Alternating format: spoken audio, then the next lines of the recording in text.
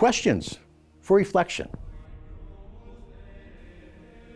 In their introductory explanation of the Advent O antiphons, the United States Conference of Catholic Bishops explain, and I quote, "The Roman Church has been singing the O antiphons since at least the 8th century.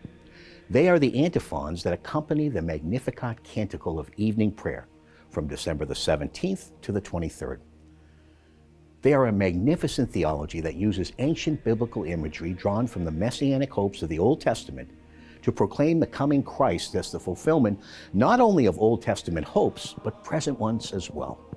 Their repeated use of the imperative come embodies the longing of all for the divine Messiah." Our first reading, a reading from the prophet Jeremiah. The Holy Spirit, speaking through the prophet, speaks of the Lord raising an, quote, upright branch from David. And as we draw close to Christmas, we see how this prophecy is fulfilled in Jesus Christ, the Son of David, who is the Son of God, the Messiah. The psalmist David sings of the Son of the King who will rescue the needy and the poor, the one who saves the needy from death.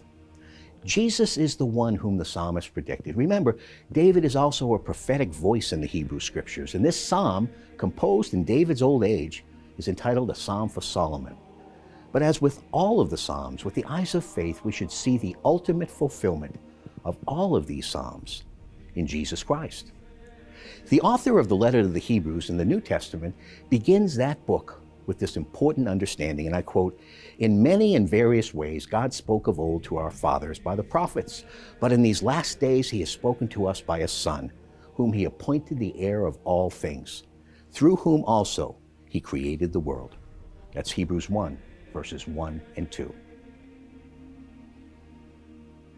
The gospel for today's Mass could be called the Annunciation to Joseph.